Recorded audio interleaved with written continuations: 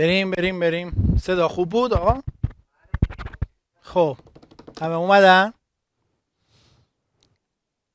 بریم. سلام به همه عزیزان دوستداران ماهر. یک لایو دیگه دوره در خدمتتون هستیم، لایو شماره 2 از 4 تا لایوی که تحت عنوان موشکافی ریزکاری های ارتینگ قرار شد که با هم توی این هفته داشته باشیم و بپردازیم به یک تعدادی از سوالات پرتکرار که در مورد ارتینگ مطرح می شود. این سوالا رو کی مطرح میکنه؟ کسی که دوره ارتینگ ماهر رو یا نداره یا داره نرفته ببینه. اگر دیده باشه دیگه این سوالات رو مطرح نمیکنه، چون که همه سوالات رو مفصل ما تو دوره گفتیم. خیلی هم بیش از اون چیزی که اینجا 2 دقیقه راجبش توضیح میدیم اونجا صحبت کردیم، با شکل و خیلی هاشو به صورت کار عملی اجرا کردیم و اینا. دیروز هم ما یه لایو مشابه با امروز داشتیم ساعت 6. امروز هم دوره در خدمتت هستیم با 5 سوال از مجموعه 20 سوالی که در نظر گرفتیم توی این 4 تا لایو در موردش صحبت بکنیم. از سوال 6 به بعد رو امروز میبینیم. یادت باشه که ما 4 لایو داریم، یعنی امروز هست، فردا هست، پس فردام هست. در اینها فقط من صحبت میکنم، سوالا رو جواب میدم و اینها فرصتی برای پرسش پاسخ نیست. ولی روز پنجشنبه ساعت 4 بعد از ظهر دوره قرار من و توه که بیای هر سوالی در مورد این 4 روز داشتی و اصلا هر سوالی خارج از این در مورد ارتینگ داشتی بیای بپرسی و بهت جواب بدم. بنابراین 4 بعد از ظهر روز پنجشنبه یادت نره بیای برای پرسش و پاسخ. ضمناً یادآوری هم بکنم برای رفقایی که هر 4 روز ما رو دنبال میکنن، ما یه هدیه‌ای در نظر گرفتیم، بینشون قرعه کشی میکنیم. 4 تا کتاب نفوذ به عمق زمین که ترجمه خود من هست رو تقدیم میکنیم با امضای خودم که یادگاری باشه پیششون و تشکری کرده باشیم از عزیزانی که ما رو همیشه دنبال میکنن و همیشه حواسشون به ما هست. تا میگیم لایو میدونن که خلاصه چیزای خوشمزه‌ای توی لایوهای ماهر هست و هر کاری دارن تعطیل میکنن میان و ما رو همراهی میکنن. میخوایم بریم سراغ سوال 6 به بعد.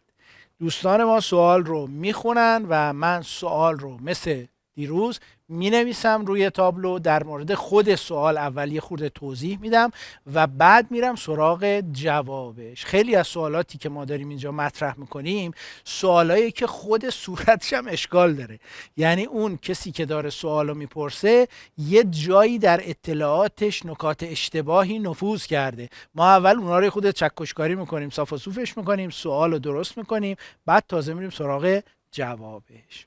خب دوستان پشت صحنه برای من سوال 6 رو بخونن بی زحمت. سوال 6 مطرح شده که استفاده از کلید محافظ جان برای ساختمانی که ارث ندارد مجاز است؟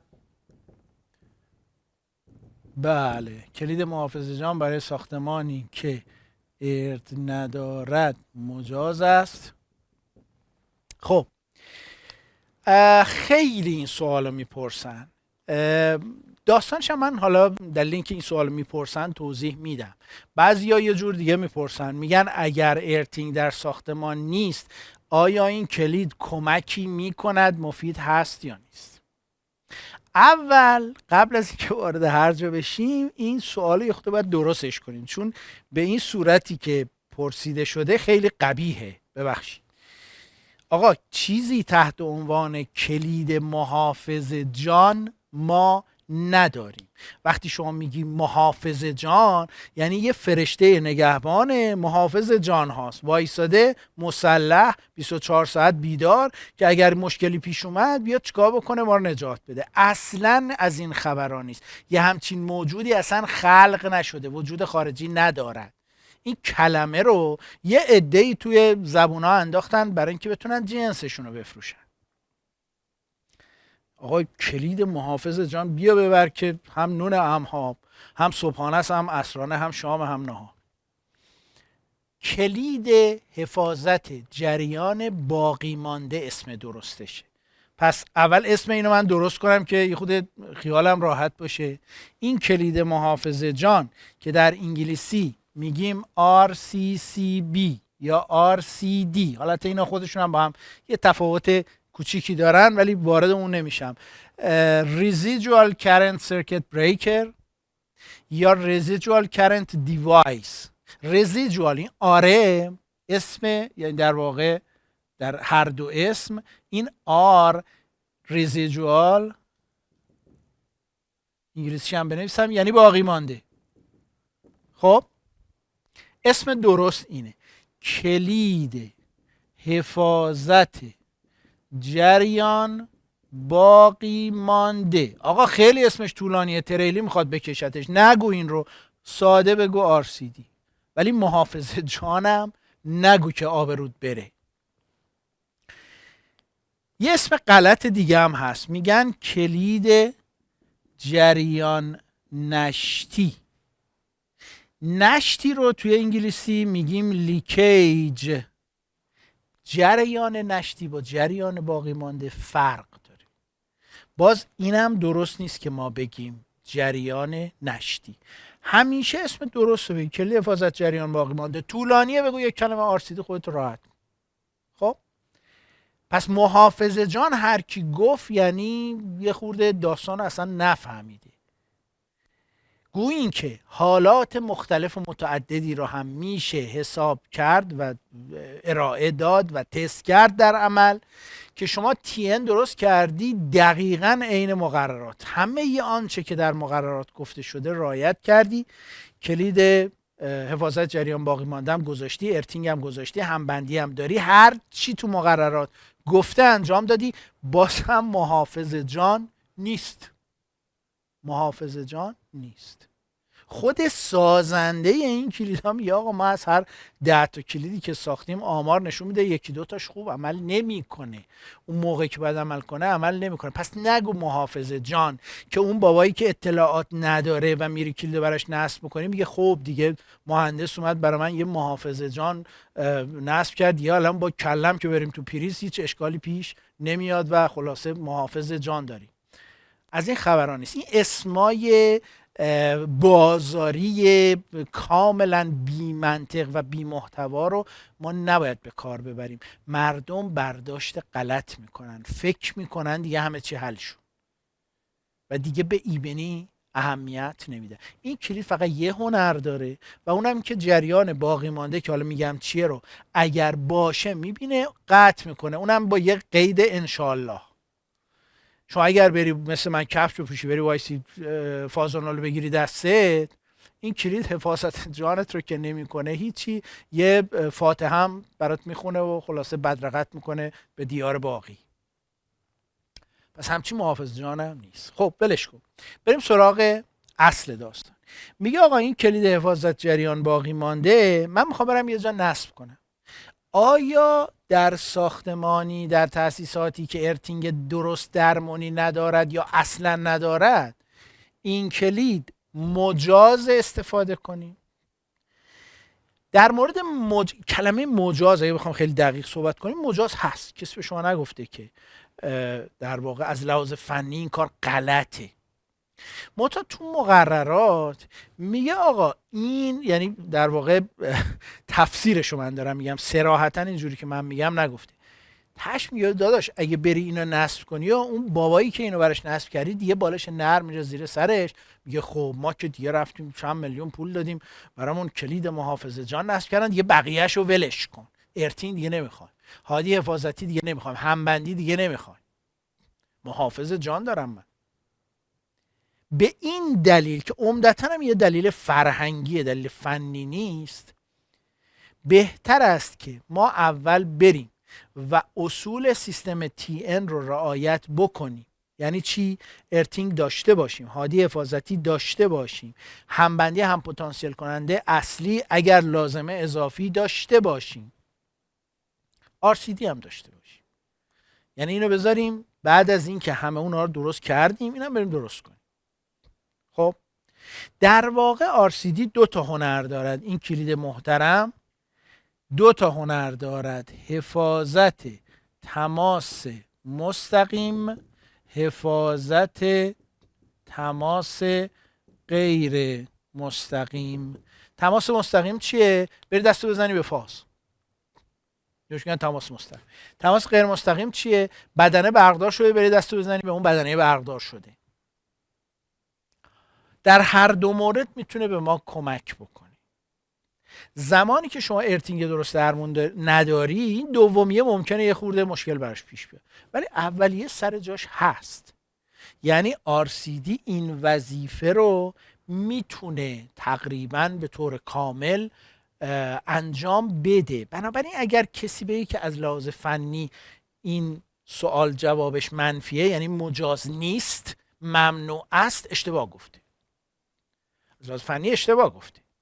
ولی از دیدگاه فرهنگی بهتره که ما این حرف رو بزنیم که آقا اگر ساختمانی ارتینگ ندارد، همبندی ندارد، هادی حفاظتی ندارد، اول برو اونا رو درست کن، بعد بیا در مورد RCD سوال کن. اینو درست نکن، بقیه هم فراموش کن. اینم جواب این سوال.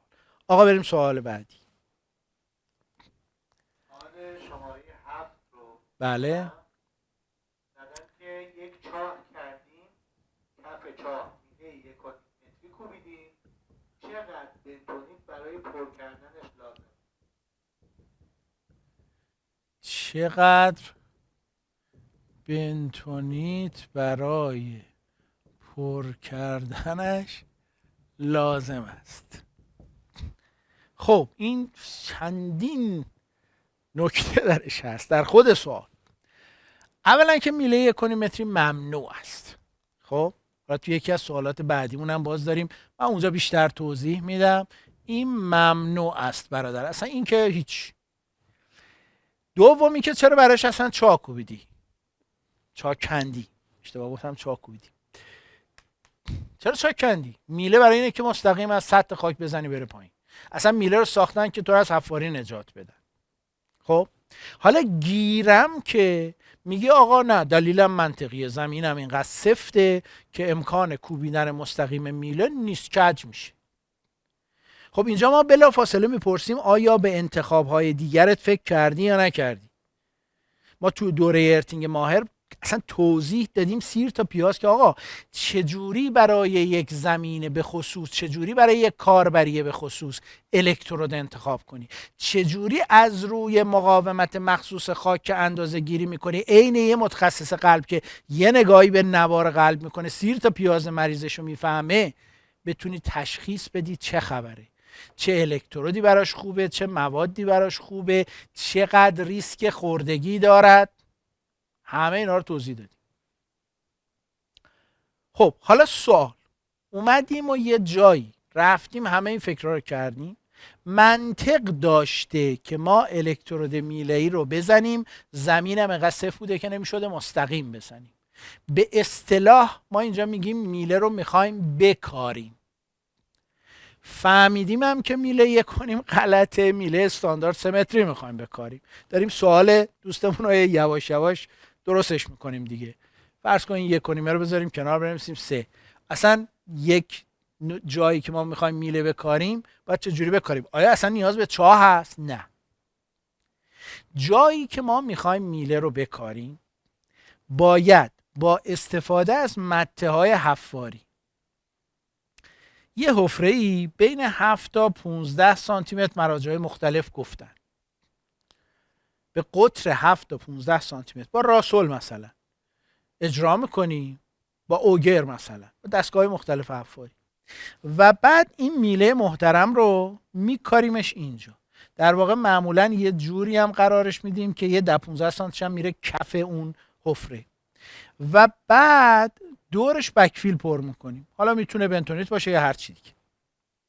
خب بنابراین سوال اول ما این است که شما اگر هم میخوای حفاری بکنید چرا میرید چاه میکنید داداش؟ این چایی که تو میری میکنی میدونید چقدر بکفیل میخواد؟ بعدم اصلا با این کاری که داری انجام میدی نتیجه خوبی نمیگیری. 1 متر پهنا، 80 سانتی متر پهنا کنده میخواد بره یه میله کفش بکاره. بنابراین اصلا چا نمیخواسته، یه حفره میخواسته به همچین قطری، طولش هم معمولا به اندازه است که یه 10-20 سانت از طول میله بیشتر باشه. یعنی اگر میلت 3 متریه مثلا 3 و 20 اینجور هست. خب حالا بیایم سراغ قسمت دوم. چقدر بنتونیت میخواد؟ شما اول به من ثابت کن که استفاده از بنتونیت برای همچین مکانی لازمه، منطقیه. ببین در این شرایط تو که نمیتونی اصلا بنتونیت رو داشتن رطوبتش رو تضمین کنی. تو دوره ارتینگ مفصل توضیح دادیم که اگر شما از بنتونیت میخوای استفاده بکنی، بنتونیت یه تیغ دودمه. غافل بشی رطوبتشو از دست بده، محلت محل خشکی باشه، استان گرمسیر خشکی باشه، بنتونیت به ضد خودش تبدیل میشه. یعنی کمکت که نمیکنه، هیچی لنگم برات میبنده. یعنی یه کاری میکنه بعد از یه مدتی اگر همون خاک خود محل رو ریخته بودی اوضاع بهتر. بنابراین باید بتونی اگر بنتونیت میریزی رطوبتش رو تضمین کنی. یه وقتی میگه آقا نه من مثلا رفتم بندرانزلی، خاک مرطوب و بارندگی هم تو دلت بخواد هست، بنابراین استفاده از بنتونیت منطق دارد، میگیم دمت گرم. اما اگه اومدی گفتی مثلا من تو سمنانم یا تو یزدم یا تو کرمانم، اون موقع سوال من تو اینه که اصلا برای چی بنتونیت داری استفاده میکنی داداش؟ شما برای همچین شرایطی بهتر هست که در اون استان خشک بری از بکفیل بتون هادی، ترکیب بتون و کربن‌های مخصوص استفاده بکنی. نه دیگه رسیدگی میخواد، نه تزریق رطوبت میخواد، اصلا مهم نیست خاکت خیلی رطوبت داره یا نداره. مفصل تو دوره ارتینگ اینا رو گفتم، اجرا کردم برات، اجرا عملی کردم. میبینی که من چجوری بکفیل پای کربن درست میکنم، میریزم دور الکترود، بعدم اندازه میگیرم و میریم به سلامت. آقا بریم سوال بعدی. سوال بعدی پرسیدن که چطور با لامپ تست چاه ارت رو تست کنیم.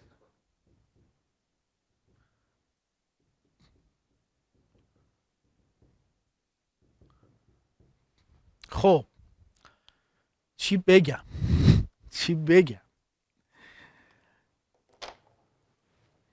یه عده هستن فکر میکنم با این لامپ تست که یه موجود قدیمی هست، برمیدارن یه لامپ 100 وات میبندن توی سرپیچ، 2 تا سرسیمت توش میارن بیرون، دیگه میتونن زمین و آسمون رو تست کنن. هرچی هم میگی بابا برادر، ما الان در سال 2025 داریم میریم یواش یواش و دیگه این چیزها رو قربونت بذار کنار. اینا مال زمان گاواهن و خیش و اینا بوده. یه چیزای جدیدی اختراع شده، بشریت یه چیزایی داره الان بهش میگن ارتستر و برو با اون انجام بده. این وسایل مال زمان مرحوم شادروان ناصرالدین شاه بوده. دیگه الان موقعی نیست که بگه هر چیزی رو میتونم با لامپ تست کنم. آقا یه دستگاه ارتسنج بخر برادر، قیمتی هم نداره، برای کار درست انجام بده. نداری به یکی بگو بیاد برات انجام بده، برای از یکی قرض بگیر. آخه کی میگه الکترود زمین رو میشه با لامپ تست کرد؟ حالا من بهت میگم چجوری تست میکنن، خنده داره اصلا. دوستمون میاد این کارو میکنه. شما مثلا فرض کن الکترود زمین داری، هادی اومده ازش بیرون میخواد بره تست کنه. خب چیکار میکنه؟ یه سر فاز برمیداره و اون لامپ کذایی خودش رو به این دوتا وصل میکنه. اگر روشن شد میگه ها خوبه، به به درسته. بعضیا که دیگه اصلا ادعای عجیب غریب دارن، میگه نه من اصلا اینقدر تجربه دارم، اینقدر واردم که نور لامپه رو نگاه میکنم میفهمم. نورش زیاد باشه مثلا خیلی ارتینگ ما عالیه و اینا، ضعیف باشه البته خوب نیست، خاموش هم شد که یعنی اصلا دیگه، یعنی پیش خودش فکر میکنه به درجه اجتهادم رسیده با این روش خلاصه بی پایه. جواب اینه که اصلا این کاری که دنبالش میگردی نه منطقیه نه ایمنه. حالا میگم چرا. و نه نتیجهش یه ریال ارزش داره، یه ریال ارزش نداره. حالا شما فرض کن اینجا ما اصلا جنبه های فنیش هم بذاریم کنار، جنبه ایمنیشو در نظر بگیر. ما تو دوره ارتینگ اینا عملا نشون دادیم. ما دور این گرادیان پتانسیل ایجاد میشه. یعنی وقتی وصلش کردید جریان میاد میره تو زمین، اختلاف پتانسیل ایجاد میشه. یعنی کسی که اینجا ایستاده، یا من حالا این ور میکشم، اینجا ایستاده است، مثلا یکی با ایستاده شما رو تماشا میکنه، بین این پاش و بین این پاش ولتاژ هست. یه بچه ای وایساده با دمپایی مرطوب رو زمین خیس داره نگاه میکنه که تو اینجا چه شعبده بازی میکنی، ممکنه بمیره. نکن برادر این کار. برو یه ارتستر بخر، مثل آدم عاقل سالم بالغ، برو اندازه گیری بکن، از این کارام نکن لطفا. بریم سوال بعدی.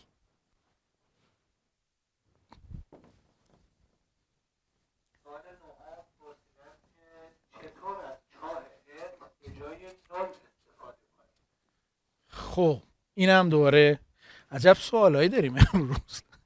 چطور از چاه ارت، این تکه کلام آدمای خلاصه سطحی است در برق، به عنوان نل استفاده کنیم.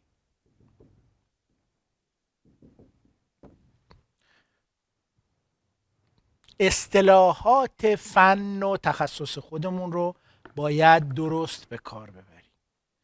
چاه ارت نگو برادر، بگو الکترود زمین. الکترود زمین. چاه ارت وقتی میگی بعضی وقت اصلا چای نیست، چاهی وجود نداره، یه دونه الکترود میله کودیم، تسمه داریم، شبکه زمین داریم. حالا اصلا گیرم هم که چاه داشته باشیم، بگو الکترود زمین که بفهمن سواد کافی داری، اطلاعات کافی داری. این کلمه‌ای که عوام به کار میبرن. ما که عوام نیستیم که، ما مثلا خیر سرمون متخصص برقیم، ادعا داریم، میگیم آقا ما تو فن خودمون آدمی هستیم که چیز بلدیم. خب کلمات عوامانه اگر به کار ببری خودتو سبک کردی. چاه ارت استفاده نکن. خب چطور از الکترود زمین، حالا اگر درست بگیم به عنوان نل استفاده کن؟ آدم عاقل این کارو نمیکنه.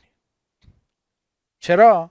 به دلیل این داستانی که اینجا توضیح دادم. یعنی عملا اگر این کارو کردی، آمدی فکر کن این لامپه رو بخوای به جای اینکه نل به اون سمتش وصل کنی، بیای بعد چیکار بکنی؟ روشنش بکنی بدون ارتباط با نل. یعنی دقیقا همین کارو کردی. دقیقا هم همین مشکلی که گفتیم براش صادق هست. بنابراین اولا که آدم عاقل کسیه که این کار نمیکنه. این یک. دلیلش چیه؟ تولید گرادیان پتانسیل میکنه، زمین دورش رو برقدار میکنه. هم اگر آدمیزاد اون دور رو بر باشه، هم اگر جونوری باشه، نمیدونم حیوانی باشه، فرض کن یه گوسفندی اونجا هست، گربه‌ای هست، یه چیزی میره میزن در به داغونش میکنی. من نمونه این کار رو دیدم، یه کسی یه بار انجام داد، بعد توی منطقه روستایی بود.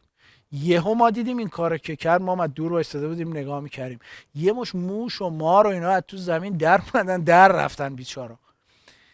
یعنی عملا داری زمین رو برقدار میکنی. حالا چرا میخواد این کارو بکنه؟ اینم من تو پرانتز بگم برای اطلاع خودت.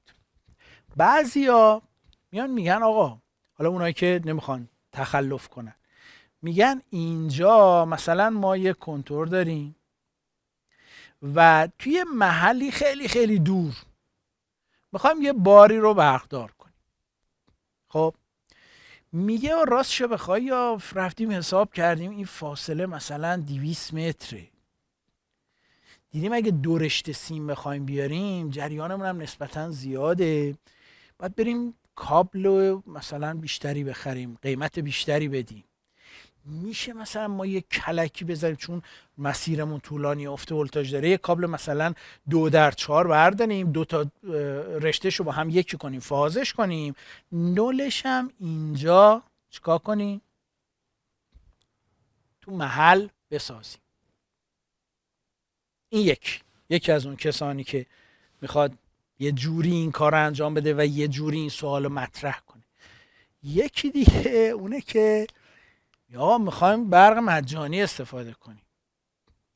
اگر که حالا بعضی البته کنتورها اینطوری هستن، همشون اینطوری نیستن، فهمیده که بعضی از کنتورهای قدیمی اینطوری هستن که اگر جریان از فازش بر از نولش برنگرده ممکنه دیسکش نچرخه و هزینه‌ای براش نندازه، میخواد تقلب کنه دیگه.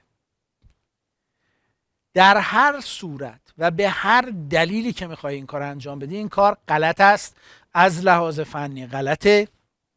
بری نگاه بکنی این بار بدبخت به جای اینکه ولتاژ 230 ولت بهش برسه ممکنه 170 ولت بهش برسه و از لحاظ ایمنی هم به استقبال مرگ رفتنه. چی شد؟ به استقبال مرگ رفتنه. این کار نکن داداش، قربونت برم. بریم سوال آخر.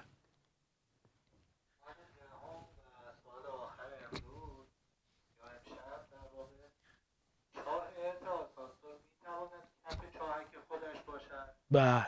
خب چاه ارد، دوره چاه ارد، آسانسور میتواند کف چاهک خودش، منظور خود آسانسور، باشد یا نه؟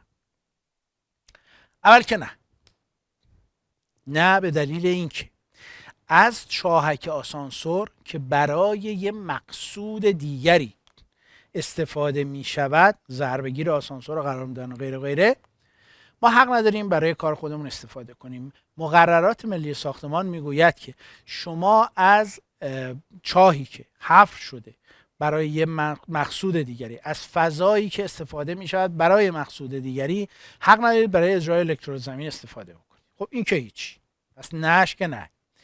ولی من اینجا میخوام در حاشیه داستان یه اشتباه دیگه هم بگم. یه عده‌ای که خیلی هم متاسفانه تعدادشون زیاده، یه اشتباهی رو در مورد ارتینگ آسانسور انجام میدن، فوق العاده اشتباه بدی، و چون میتونه خیلی راحت آدم بکشه، من اینجا میخوام این رو توضیح بدم. ببینید جمله رو اول مینویسم، خوب دقت کن. اجرای الکترود زمین مستقل برای آسانسور ممنوع است. یک کسانی توی این مملکت هستن اصلا متاسفانه بازرس آسانسوره، میاد میگه آقا جان اگر میخوای من آسانسورت رو تایید کنم باید یک ارت مستقل برای آسانسورت بزنی من بیام ببینم. این آقا رو یه راست باید برد دادگاه، یه راست باید برد دادگاه. عملا داره مسبب ایجاد فضای حادثه میشه برای افراد بیگناه.